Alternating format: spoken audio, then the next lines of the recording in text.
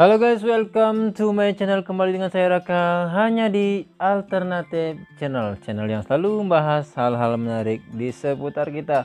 Dan di video kali ini saya akan membahas tentang yang seperti teman-teman tahu di judul ya. Itu adalah penyebab dan tindakan apa yang harus kita lakukan ketika token listrik tidak berkurang. Nah, di sini teman-teman perlu berhati-hati dan harus tahu apa penyebabnya gitu ya. Oke, nah di sini saya tumben banget nih buat kontennya di malam hari. Nah, walaupun belum punya studio ya, jadi seperti ini. Kita buatnya masih di ruangan terbuka ya, ini di teras ya. Ini sambil mengetes lampu yang kita unboxing kemarin. Ini hasilnya seperti ini ya. Ini tangan jadi kelihatan seperti ini. Oke ya. Nanti kita baru satu, nanti rencananya sih mudah-mudahan bulan depan kalau bisa gajian YouTube bulan depan kita akan tambah lampu lagi satu ya. Namun nambah lampu lagi satu jadi perlu tripod juga lagi satu ya, jadi seperti itulah ya. Mudah-mudahan sih semuanya lancar sesuai rencana ya. Oke, sekarang langsung aja kembali ke videonya, yaitu kita akan tulis dulu di sini ya. Mudah-mudahan sih kelihatan ya, atau kita ganti dulu ballpointnya. Oke ya, sekarang kita sudah mau ganti pulpen karena kalau pakai pulpen itu kurang jelas jadinya, walaupun nggak ada yang hitam ya. Ini saya pakai yang hijau aja, tangguin biar kita ada konten dulu karena udah lama banget nggak buat konten ya. Kembali kita yang pertama itu adalah apa yang kita bahas tadi, ini saya tulis di sini ya. Penyebab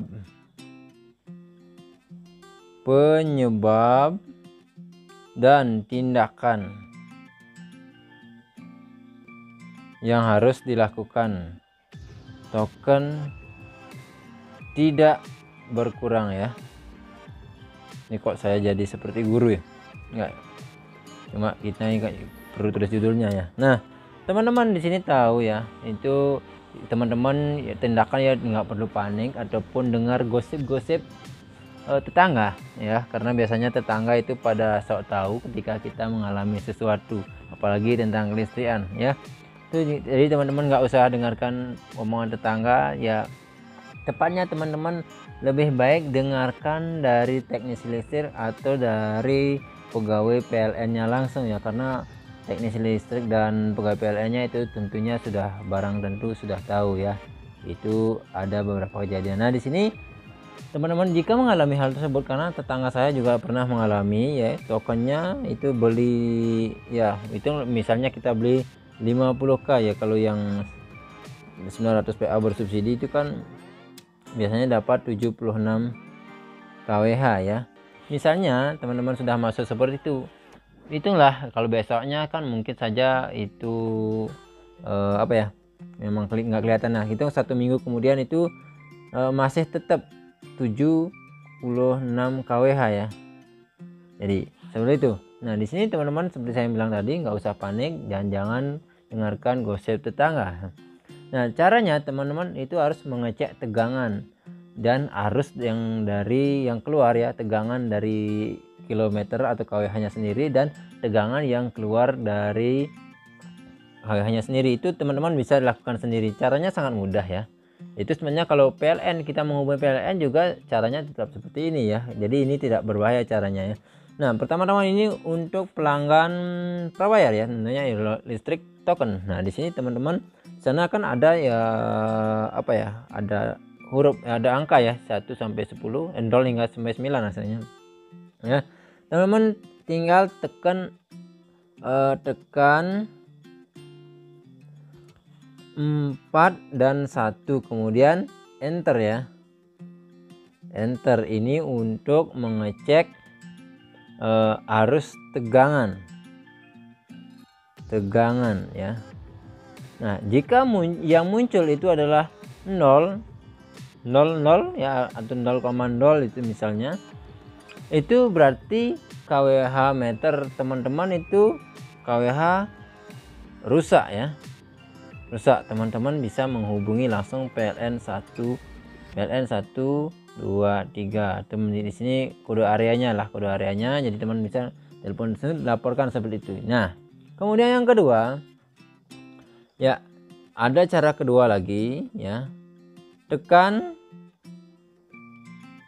44 untuk cek apa namanya yang tadi, arus ya. Kan enter ini ya. Ini untuk tekan arus ya.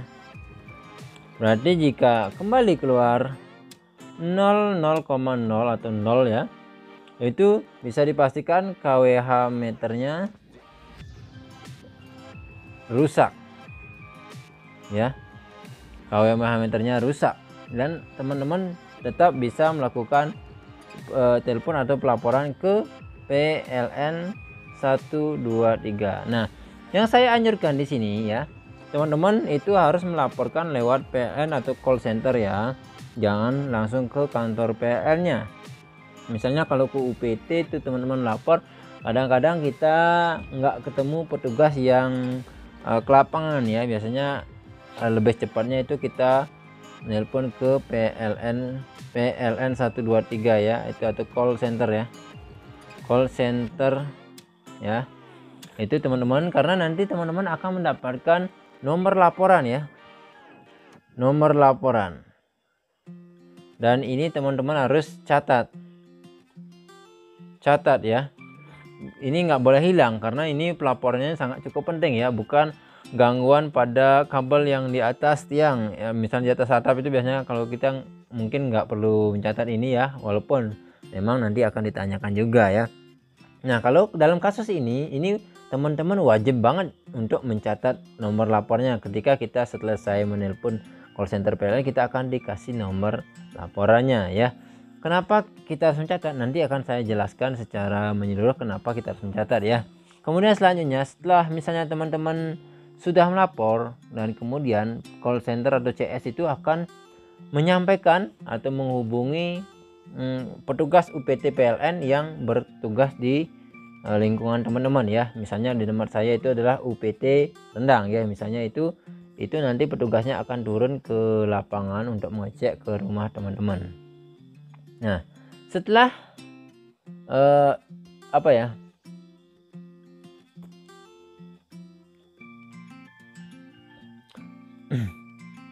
nah itu yang bisa saya sarankan ya, karena kita jangan pernah sekali-sekali membiarkan ya untuk apa ya, untuk ini terjadi. Nah, sekarang kita lanjutkan. PLN itu kemudian akan mengecek ke rumah teman-teman atau petugas UPT-nya. Kemudian datang itu adalah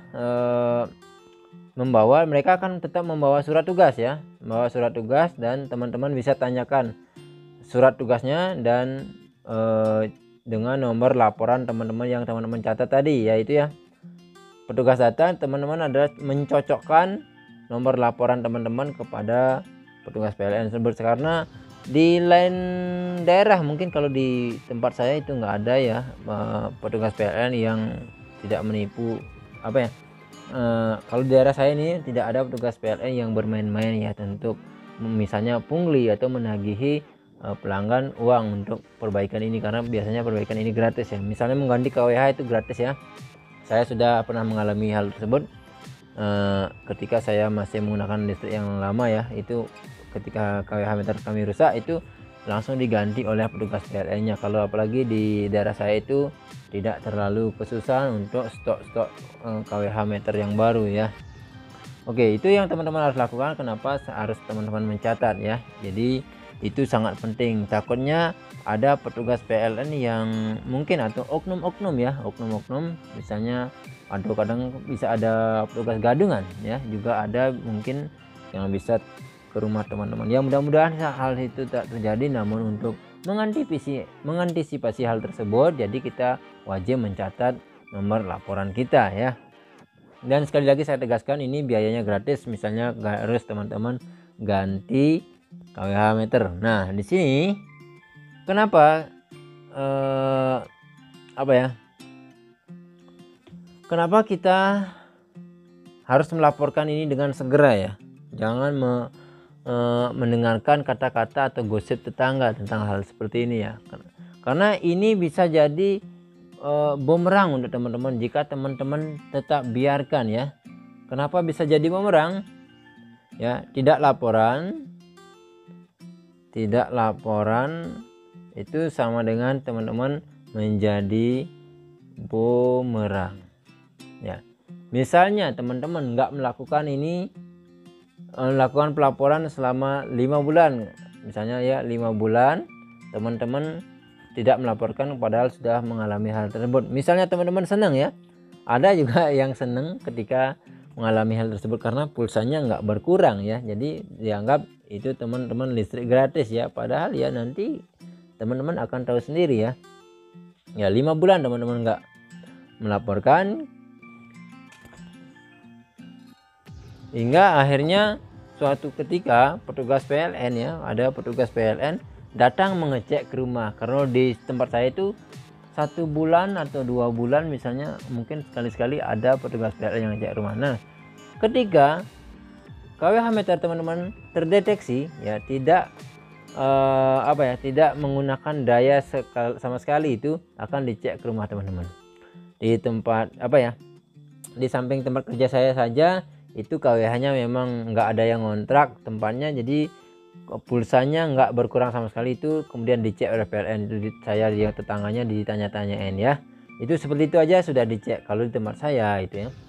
Nah ketika misalnya 5 bulan teman-teman tidak melaporkan dan ini terdeteksi oleh PLN, jadi misalnya nanti akan diakumulasikan ya. Misalnya teman-teman dalam 1 bulan itu menghabiskan 100 kWh ya, 100 kWh. Nah itu diakumulasikan oleh PLN ya. Kemudian itu akan dikali 5 bulan ya, 5 bulan. Jadi jawabannya ya teman-teman harus membayar uang itu 500 kWh ya, 500 kWh dikali tarif kWh teman-teman ya, tarif kWh. Misalnya yang 900 PA itu tarifnya 1300 ya, 1352 kWh ya per kWh nya, jadi 500 kWh dikali 1300, itulah yang teman-teman harus bayarkan ya. Selama ini belum teman-teman bayarkan, teman-teman akan dikasih waktu tenggat selama mungkin kurang lebih 3 bulan ya. Jika ini belum teman-teman bayarkan, listrik teman-teman akan dicabut ya, dicabut,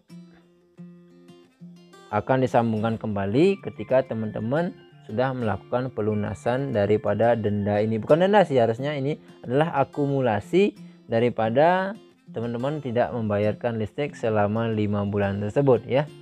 Itu sih yang bisa saya sampaikan sih sebenarnya ya, mudah-mudahan teman bisa paham. Jadi ketika kita mengalami hal tersebut ya, kita harus segera melaporkan. Dan kenapa kita harus melaporkan lewat PLN call center ya, itu karena teman-teman harus mencatat dan tanggapannya itu akan langsung lebih cepat sih biasanya daripada kita melaporkan secara langsung ke kantor PLN ya, karena kita biasanya akan langsung berhubungan dengan pusat ya.